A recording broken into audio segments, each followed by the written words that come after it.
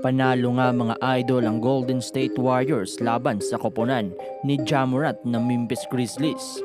Nahulog nga sa patibong ng Golden State Warriors ang Memphis mga idol dahil imbis na gamitin sana ng Memphis ang kanilang advantage sa ilalim, ay tila sumabay pa ito sa pacing ng Golden State Warriors at nakipagtagisan pa from behind the arc. Natapos ang laro mga idol sa score na 123-118 lamang ang Golden State Warriors. Kung pagbabasihan natin ang tala mga idol sa tinira ng both teams sa 3-point line, ay hindi lang magkalayo ang dalawa. Ang Dubs ay tumira ng 46 3-pointers habang ang Memphis ay pumukol ng 42 attempts from behind the arc.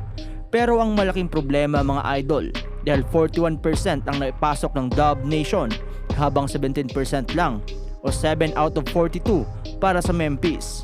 Talagang malayo mga idol, dahilan para matalo ang Grizzlies na number 21 team pagdating sa 3-point shooting.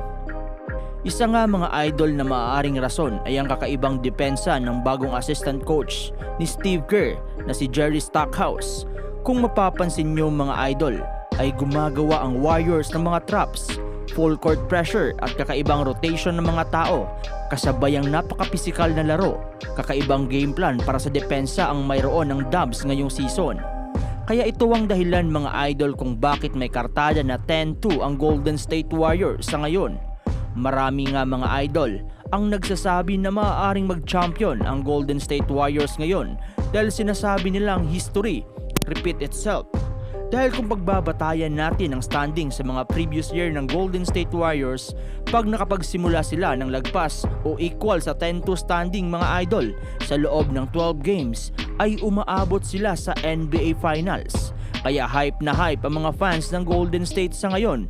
Habang karugtong sa ulat natin mga idol para sa Golden State Warriors, si Curry pa rin umano ang tinuturing ng mga NBA fans na face of the league. Dahil sa malaking papel nito sa paghatak ng mga manonood this season.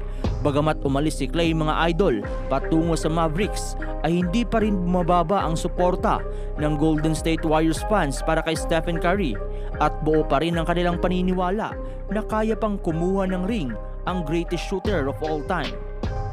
Ayon sa Front Office Sports mga idol, ang laro ni Stephen Curry laban sa Boston Celtics sa ESPN ay nag-a-average ng 2.14 million viewers.